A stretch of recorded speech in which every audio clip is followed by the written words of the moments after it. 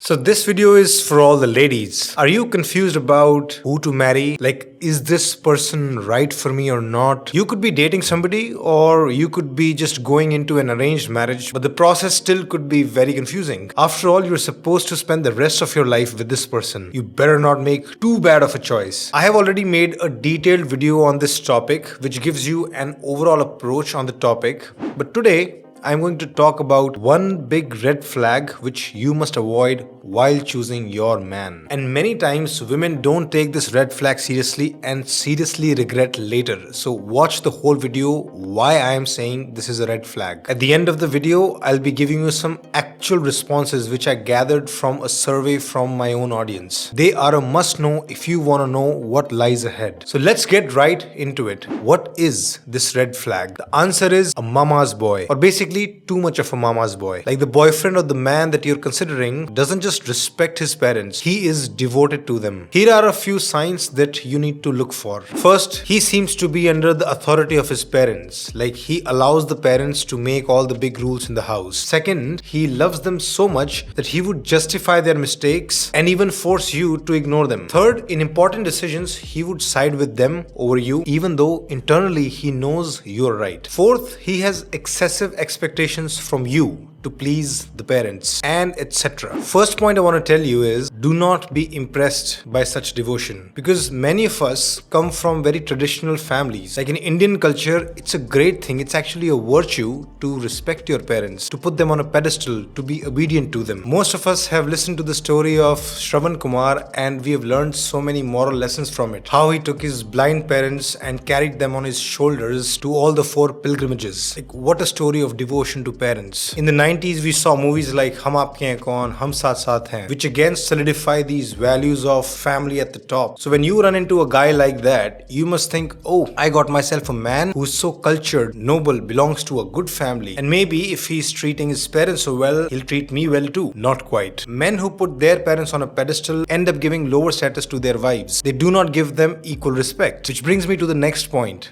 Every individual must have equal status and respect in the society, including household. Do not put anybody on a pedestal, neither your parents nor your husband's parents, anybody. Because once you allow somebody on a higher status, you open the door for all kinds of problematic behaviors. Your husband or their parents may together team up and actually end up disrespecting you, taking away your freedom, and basically not taking your problems seriously because, well, you're supposed to serve them. So shut up and sacrifice. You need to look for a guy who doesn't just respect his parents, who respects everybody, including you. Next point, please remember that in this family, in this society, the central unit is the couple. I mean, the family decisions should revolve around the couple. They should prioritize each other the most. The decision making of the couple and the children should flow from the couple, not the parents or the in-laws. Of course, parents must be included in your lives. Like, they should get their say. You should consider their opinions, but the final say must be in the hands of the couple. And within the couple, both get an equal vote. Nobody can dominate the other person. And whenever there is a clash, it must be resolved through communication, negotiation, and compromise, not through authority and force. So you need to find a man who believes in this concept that couple is the central unit. Now, how do you find such partner? See, of course, you can never know for sure in advance, because so many times the true extent of a problem is only realized after you've started living with them. Like from a distance, everyone seems nice and chill, but when you actually live with them, when you actually run into day-to-day issues with them, that's where you realize how deep the problem is. So what can you do to identify these red flags? Well, here are some sample questions that you can ask. And as you ask these questions, keep noticing their reactions. Are they trying to avoid it? Are they getting angry? And when they answer,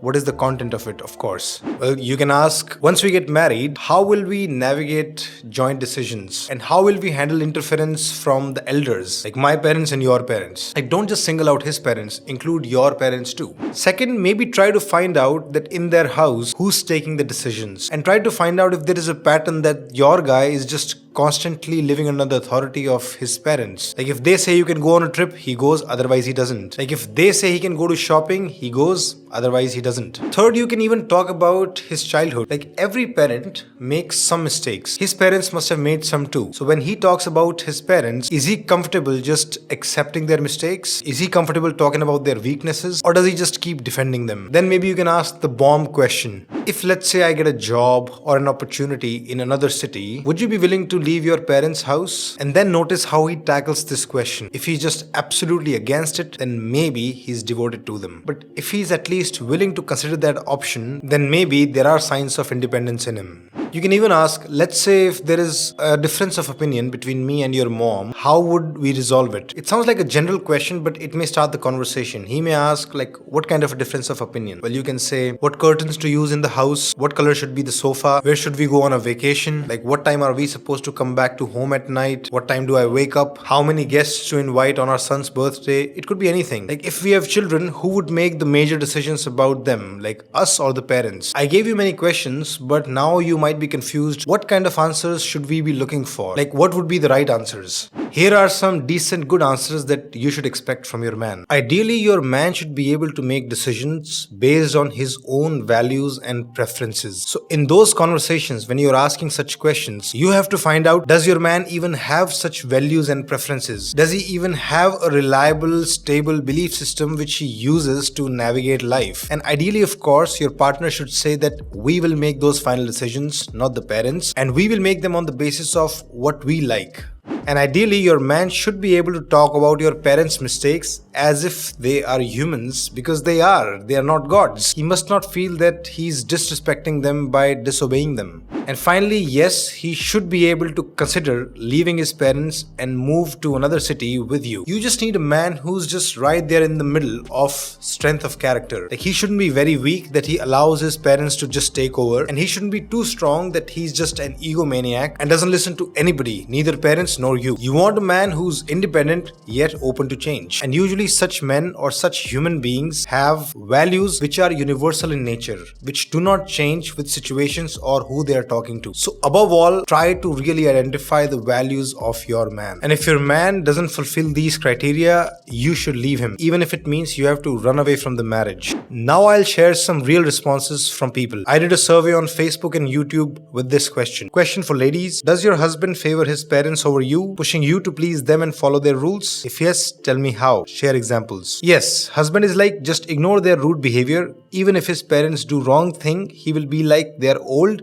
ignore their mistakes. But when it comes to my parents, his principle just get reversed. That time he's like, mistake is mistake, no matter what age. That's mama's boy. Their nagging behavior keep on increasing as husband do not tell them to correct. Also, they interfere in your personal stuff. Also, the way you dress and the way you manage households. Also, in-laws tend to talk about what your maternal parents have sent or sending as gifts on occasions, as if they are liable to keep paying for their daughter. So the husband's parents are interfering, making demands, but he's not on her side. Husband always thinking they know better, interested in making us bond with them, whether it's warranted or not. Same reciprocation to our parents not expected. He's expecting her to be close to his parents, but he's not doing the same for her parents. In my experience, after marriage, suddenly every boy wants to become Shravan Kumar in opinion of his parents. But here there is a catch. He wants his wife to sacrifice her things in order to live according to parents, follow every demand even if that's unreasonable. For example, if before marriage he used to talk to them on phone once in a week, but now the daughter-in-law is required to call them every day and end up getting micromanaged by in-laws. It simply adds to unnecessary interference and toxicity in the house. Also, those who live together, the son wants to create an ideal image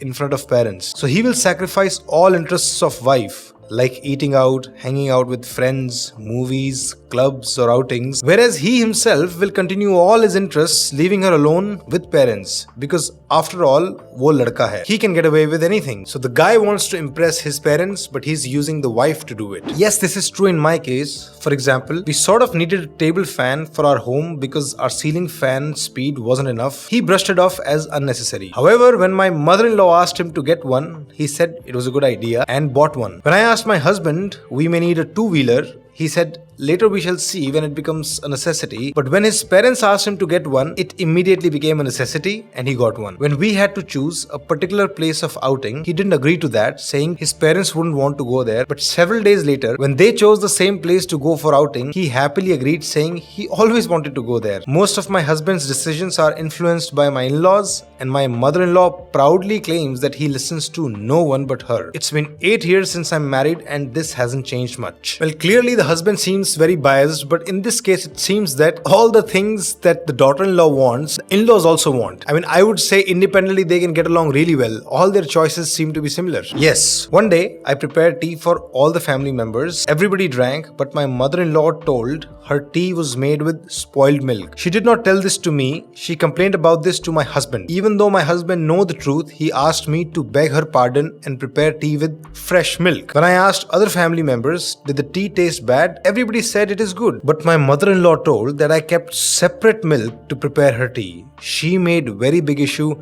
My husband supported her. So seems like even when the husband knew that the wife wasn't wrong, he still supported the mom. These were some real life examples of women ending up with mama's boys. If the experience given in those examples seems very nice to you, go for the mama's boys. Otherwise, avoid them. But one thing you should not avoid is liking this video, subscribing and hitting the bell icon. Thanks for listening. A very important factor in mental peace is that instead of just thinking and thinking internally, you should be able to talk about your frustrations to someone. But sometimes your friends and family can get tired of listening or might not even understand you well. That's why you should talk to a therapist. Your emotions need regular air ventilation. Your thoughts need regular garbage disposal, like once every week with a trained therapist. At Sridhar Life School, we have a team of therapists that you can talk to. Please go to sridharlifeschool.com to book your sessions.